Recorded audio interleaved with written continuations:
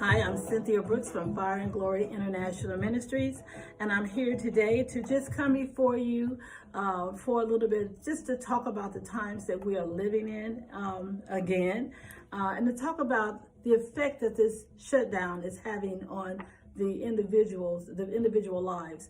But before I talk about that, I want to talk about the reality of living without relationships that we're used to living with. And I want to turn to Job 2, verse 11.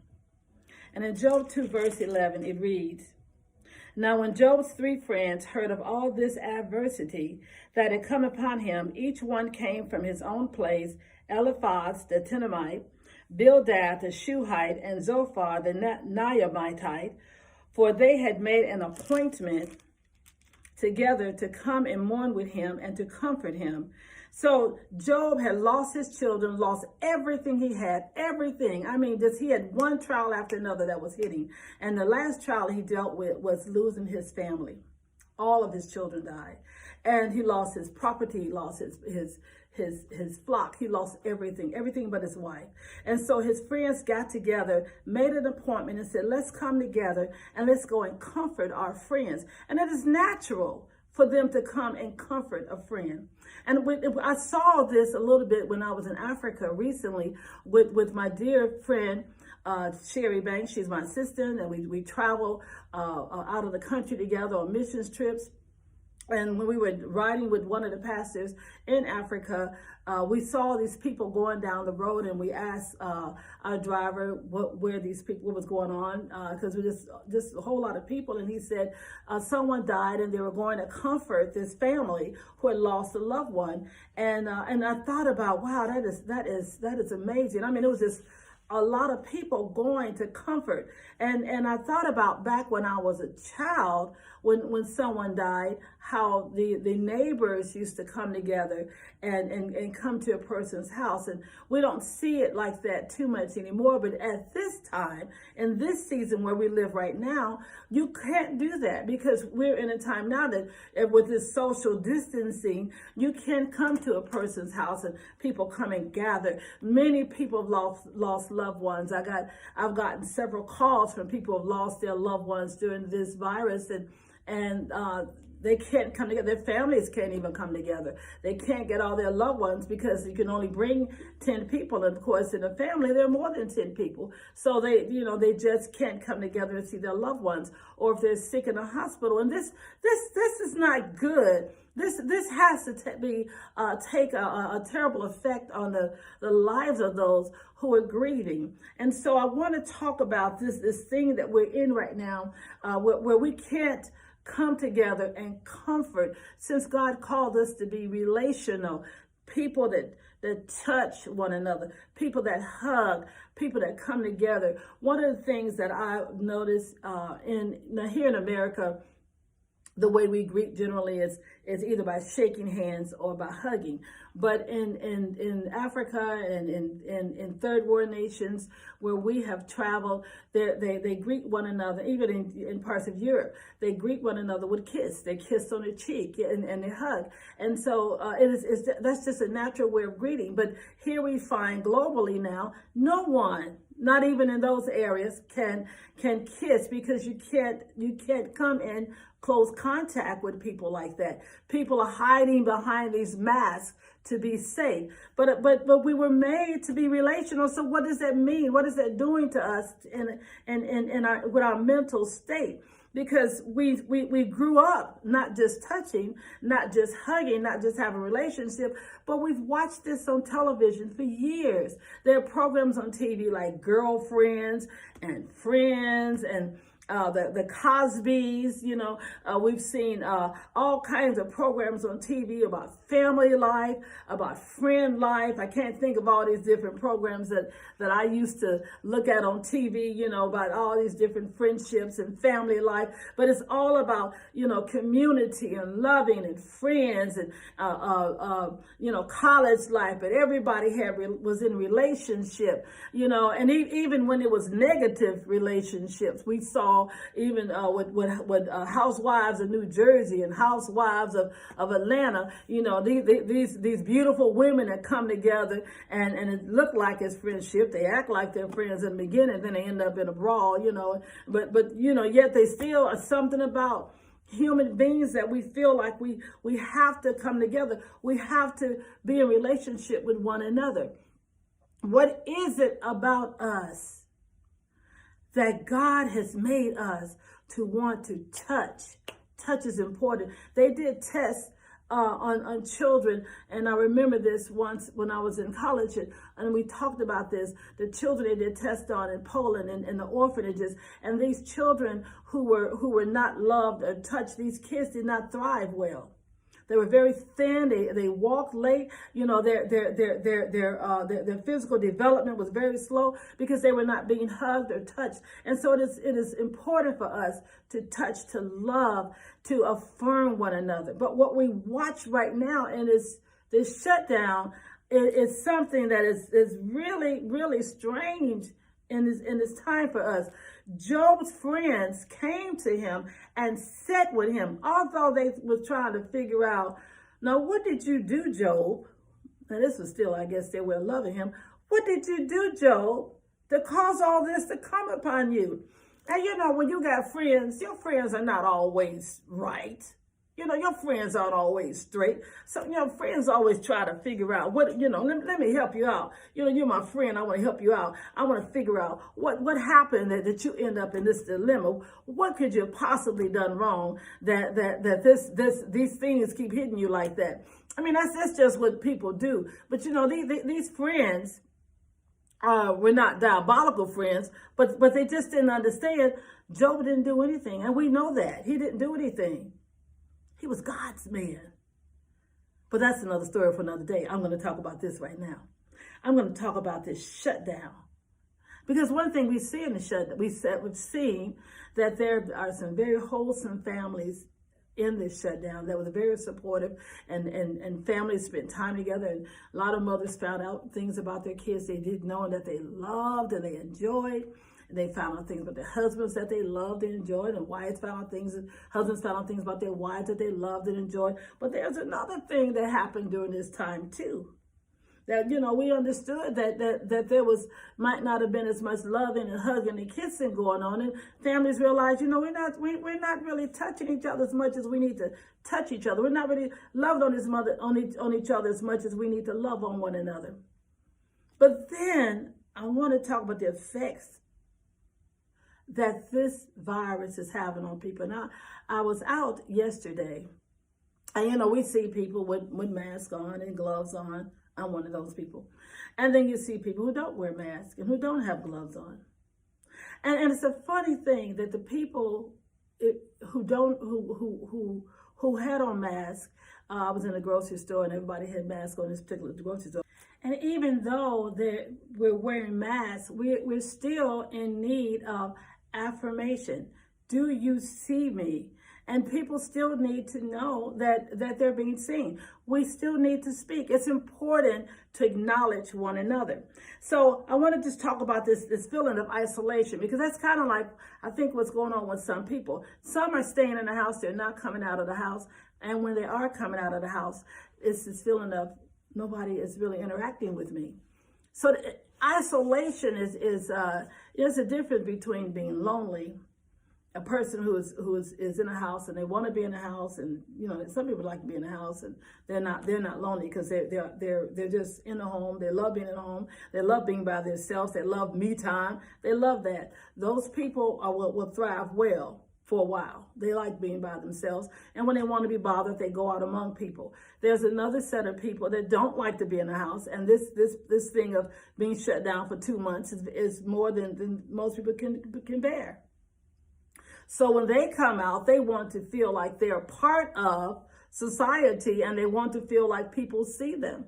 And so, if we're walking past each other, we're not saying hello, even though you can't see anybody's mouth, that's a problem. So we're watching people feeling with the feeling of isolation, and it's a terrible feeling. So now the statistics are coming out now that people are beginning to feel depressed. So depression is one of the biggest things that people are beginning to feel now because they feel like no one sees them. They feel alone.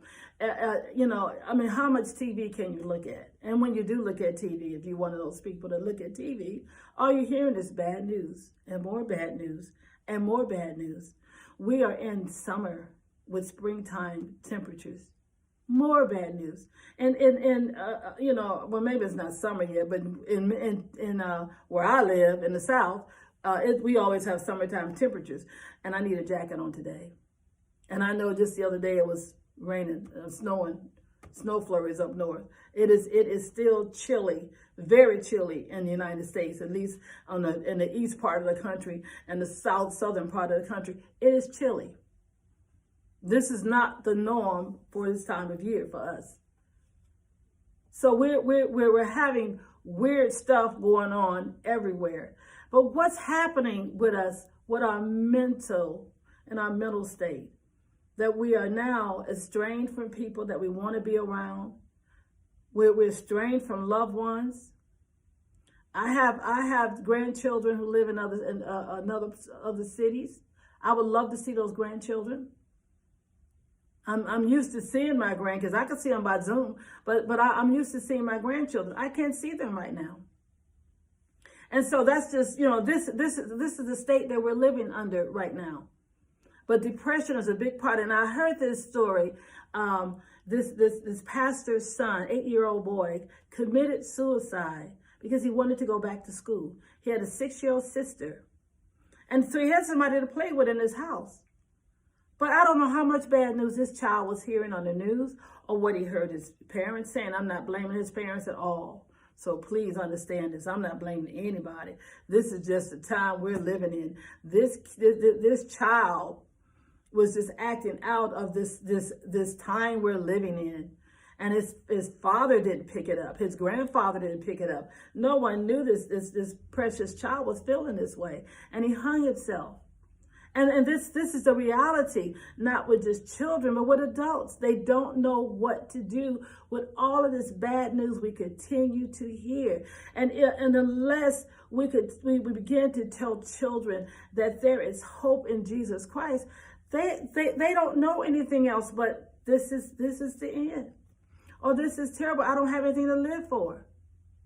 I have 5 grandchildren that are getting ready to graduate from high school. That's not going to have the normal type of graduation. I think one of them is going to experience a drive-by, a drive-through, whatever you want to call it, graduation. How weird is that? I mean, I guess they're doing what they got to do to help them graduate. And all this stuff, like a prom and the graduation dinners and all this stuff that kids do. I feel sad for my grandchildren because they're not experiencing the stuff all the other grandchildren before them have experienced and what I've experienced or their parents experienced. This is a whole new ball game. It's so different. But we still have to give them hope and show them, look, this is not the end. Life still goes on. We now just have to make life work within what we have been given right now. Just like Job's friends came to him when he lost everything. He lost everything except his wife. And you know what? She felt hopelessness because she lost everything too. But see, they both looked at things very different. And I brought him up for a purpose. Job's wife, all she could see was nothing but depression and despair. And she said, Job, curse God and die. And Job said, you talk like one of the foolish women.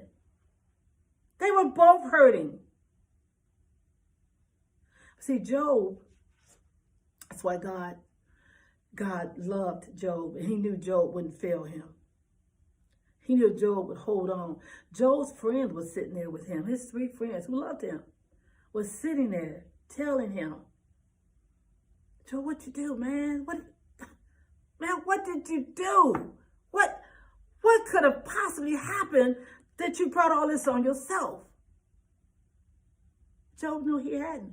Remember, the Bible says, if you know the story, that Job did sacrifices for his children, even if they had in any kind of sin, he was doing sacrifices so that so they'll be forgiven of their sins. Job was an upright man, God said. But we have to look at what's going on now. I'm going back to Job in a minute because I want you to see something about Job after I get through saying what I'm going to say. Because we're also living in a time of fear. Fear of the unknown. You know, you keep hearing stuff. You know, I heard about these, what they call murder hornets. And then I heard something about some kind of moth.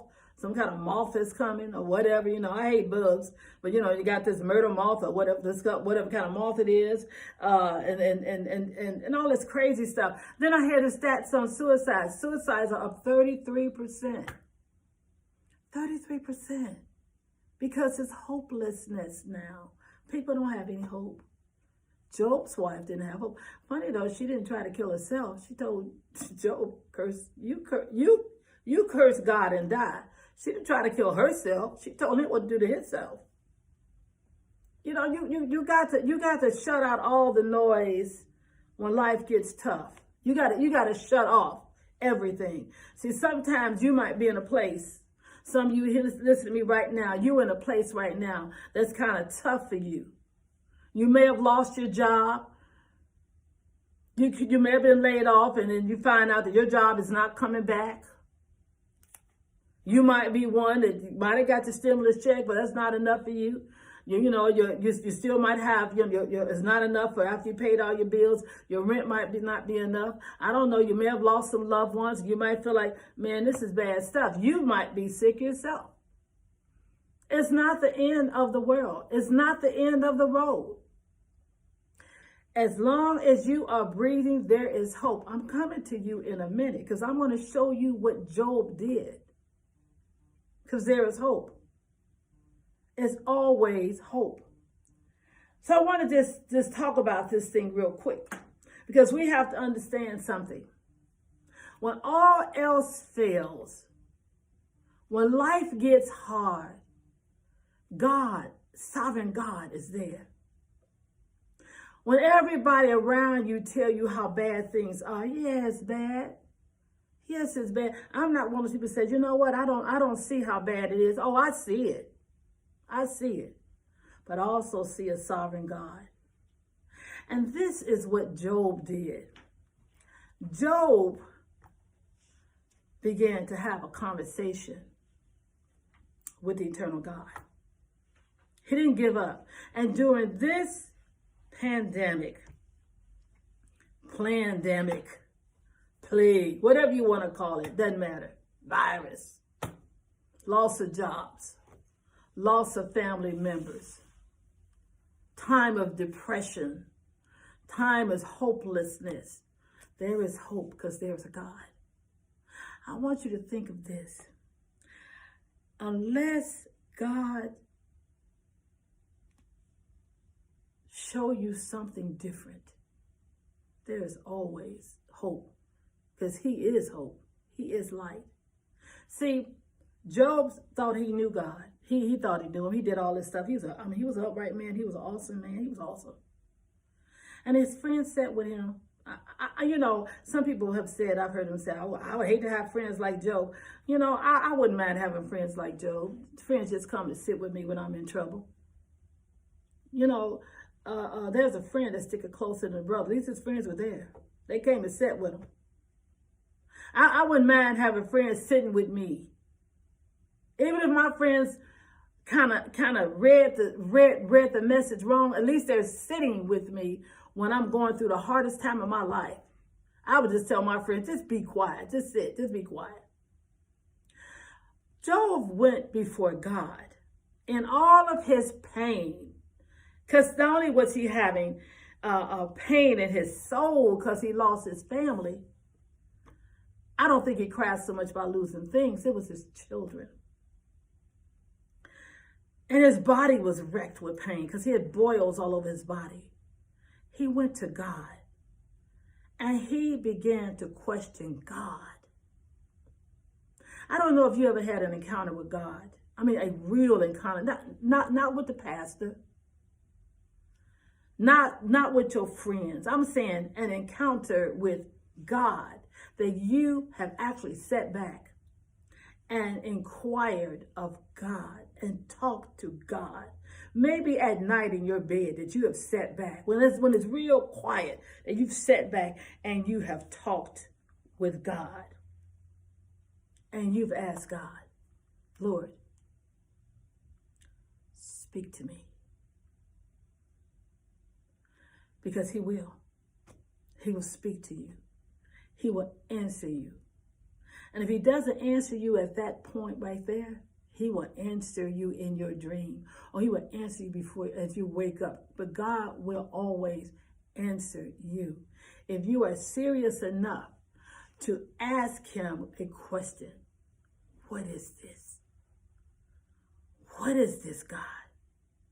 See, Job talked to God, and then God answered him. And God said to Job, well, where were you when I did this? And where were you?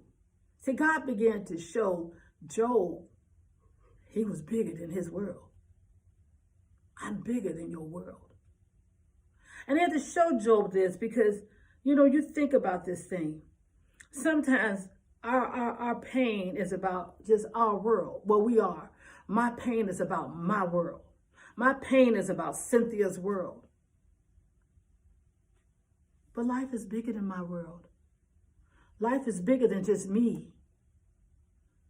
I'm not the only person in this world suffering. I'm not the only person in this world going through. I'm not the only person in this world that's here in the shutdown. There's all these other people on the earth that's going through this shutdown, not just me. And when we can think past ourselves, and we can inquire of God, and then God began to answer us. So when God got through with Job, when he got through talking to Job, Job said, I've heard of you, God, with the hearing of my ear, but now I see you. But now I see you. See, there's a time that we can talk about God, and people can tell us about God. And I can hear about God, but then there's a time that, we get to see God for ourselves. Now I see you. See, there's a time when people can tell you all about who God is, what God has done, where God can take you, what God can do with you. But there comes another time when you have an encounter with the true and the living God, that when you have that encounter with God, no devil in hell can ever change your mind, pull you away, seduce you, make you fearful, make you doubt. Never again. You won't be afraid of anything. You won't get depressed anymore. You won't ever deal with hopelessness. You won't deal with fear. Honey, all that will leave you because you know that God is God and there is none like him. This is what I'm trying to get you to see. That we serve a God who can answer us. He'll answer you. He will answer every question you have. So, in this shutdown, I want you to think. I'm turning to 2 Corinthians 10 because I want you to see this. 2 Corinthians 10 and verse 5. Before I do that, I want to remind you of this. God restored everything to Job. He gave him 7 of the most beautiful daughters. He gave him all these gorgeous daughters. He restored everything he had just because he understood who God was. But 2 Corinthians 10, verse 5.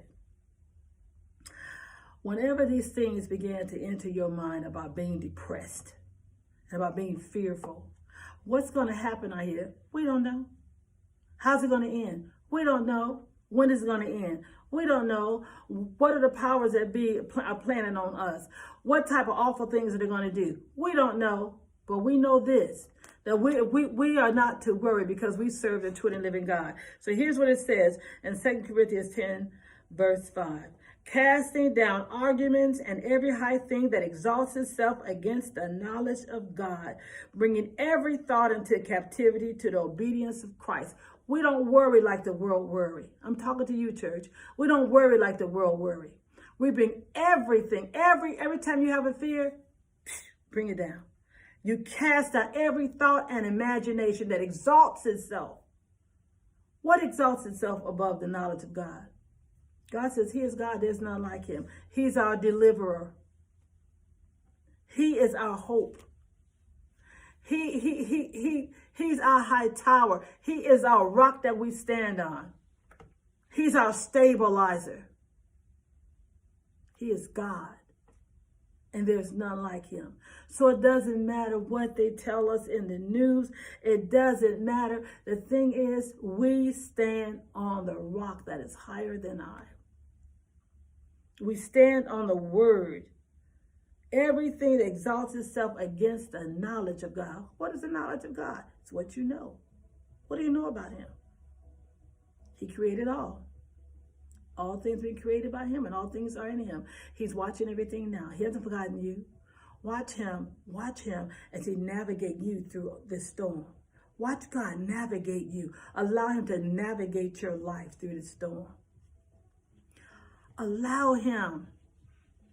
He said his word is a light unto your feet. Let him navigate you. Cast away the fear. Cast it away from you. Walk in the power of God.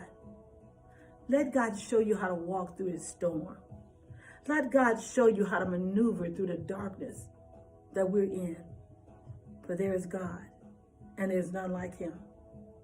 He will restore all things to you in his timing and his way, because he is God. So to you I say today, don't walk in depression. Walk in faith. Don't talk about suicide.